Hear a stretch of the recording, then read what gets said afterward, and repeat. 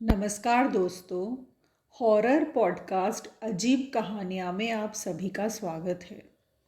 आज की कहानी 10 साल की बच्ची की कहानी है, जिसे सुनकर आपको भी उस बच्ची पर दया आ जाएगी। अगर ये वीडियो आपको पसंद आता है तो प्लीज़ वीडियो को लाइक कीजिएगा और चैनल को सब्सक्राइब कीजिएगा। तो चलिए कहानी शुरू करते हैं। ये कहानी शुरू होती है राजस्थान के एक छोटे से गांव से। उस गांव में हरी, उसकी बीवी और 4 बच्चे रहते थे। हरी खेती का काम करता था और किसान है, और उसकी बीवी भी घर का सारा काम खत्म करके उसकी मदद करने खेतों में चली जाती है। उसके चारों बच्चे, जिनमें से 3 बेटियां हैं और एक छोटा बेटा है, वो लोग भी स्कूल से सीधा अपने माँ बाप के पास खेत में चले जाते थे। हरी की सबसे बड़ी बेटी का नाम मालती था। बहुत ही समझदार व गुणी थी उसकी बेटी।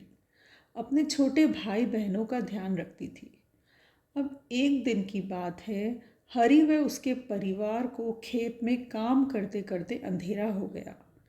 उन लोगों का खेत से घर जाने का रास्ता सुनसान था। वे लोग अपना सामान बांधकर अपने घर की ओर चल पड़े। आगे आगे हरी के तीनों बच्चे, फिर हरी व उसकी बीवी, और सबसे पीछे मालती चल रही थी। वे लोग राजस्थानी लोकगीत गाते हुए जा रहे थे। तभी मालती, जो सबसे पीछे चल रही थी, उसे लगा कोई उसके पीछे पीछे चल रहा है। उसने पीछे मुड़कर देखा तो कोई नहीं था। उसने सोचा ये उसका वहम है।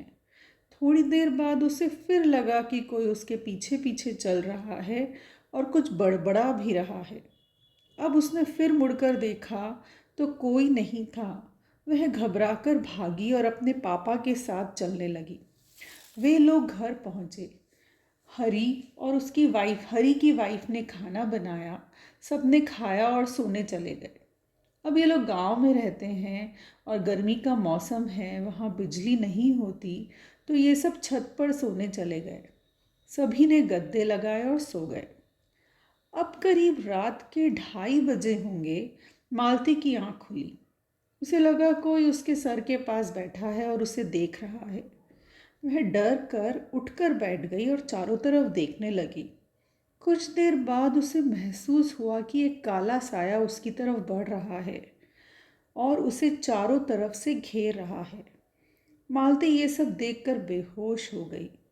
अगली सुबह सब उठे और अपने अपने काम पर लग गए, पर मालती अभी भी सो रही थी।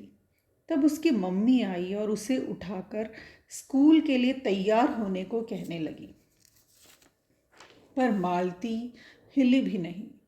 तो वे उसके पास आई और हाथ लगाया तो देखा मालती बुखार में तप रही है। उसकी माँ ने हरी को बुलाया। हरी ने उसके मुंह पर पानी के छींटे मारे और उसे जोर से कंधों से हिलाते हुए उठाने की कोशिश की। तो मालती जोर से अजीब सी आवाज़ में चिल्लाते हुए बोली, ए हरी, तेरी हिम्मत कैसे हुई मुझे उठाने की। उसने हरी को इतनी जोर से धक्का मारा कि वह छत की दीवार से जा टकराया।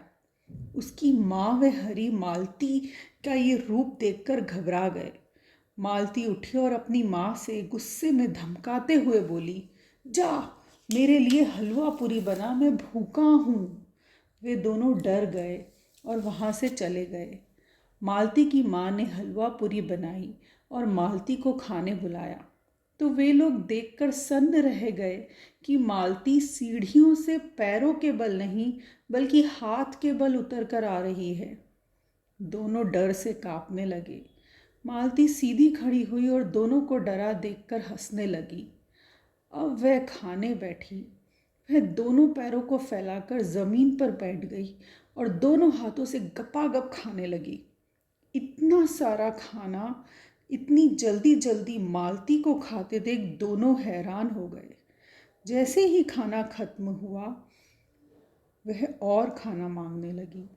जब उसकी माँ ने कहा कि और नहीं है, तो मालती बहुत नाराज़ हुई और बर्तन फेंक कर उछलते हुए वापस छत पर चली गई।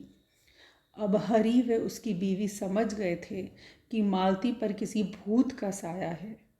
वे दोनों तुरंत गांव के तांत्रिक के पास पहुंचे। उस तांत्रिक ने उन्हें एक ताबीज़ दिया और मालती को पहनाने को कहा और कहा कि ये ताबीज़ मालती को पहनाते ही वह भूत मालती का शरीर छोड़ देगा। पर ताबीज़ मालती को पहनाना इतना आसान काम न था। दोनों घर पहुँचे, वे छत पर गए। मालती छत की दीवार पर उल्टी लटकी हुई थी। हरी ने बहुत प्यार से मालती को बुलाया और कहा, आप कौन हैं? वे क्या चाहते हैं? प्लीज़ मेरी बच्ची को छोड़ दो। तब वह भूत गुर्राते हुए बोला, मैं गांव के बाहर के एक पेड़ पर रहता हूँ। मेरा भी तेरी तरह हंसता खेलता परिवार था, पर अब वो नहीं रहा। तो मैं तुम्हें देखकर तुम जब तुम अपने परिवार के साथ जा रहे थे, मुझे इतना अच्छा लगा कि मैं इसके साथ आ गया। अब मैं भी तुम्हारे परिवार का हिस्सा हूँ और अब मैं कहीं नहीं जाने वाला। और अगर तुमने ज़्यादा होशियारी की तो मैं तुम्हारी बेटी को अपने साथ ले जाऊँगा। हरी रोने लगा और कहा, एक बार मुझे मेरी बेटी से बात करनी है। तभी मालती ने अपनी आवाज़ में कहा, पापा प्लीज़ मुझे बचा लो पापा, मुझे बहुत घुटन होती है, मुझे दर्द भी होता है। हरी ने तुरंत अपनी बेटी के गले में ताबीज़ डाल दिया। वह काला साया मालती के शरीर से भाग गया। मालती फिर से बेहोश हो गई। वे लोग उसे उठाकर तांत्रिक के पास ले गए। तांत्रिक ने उस पर कुछ झाड़ फूँक किया और कहा, ये ताबीज़ कभी ना खोलना, वरना वह भूत तुम्हें फिर से अपने वश में कर लेगा। तो दोस्तों, ये थी मालती की कहानी कि किस तरह से एक भूत उसके पीछे पड़ गया था। अगर आपको आज का ये हॉरर पॉडकास्ट पसंद आता है तो प्लीज़ वीडियो को लाइक कीजिए और चैनल को सब्सक्राइब कीजिए। मिलती हूँ आपसे नए हॉरर पॉडकास्ट के साथ। Good bye.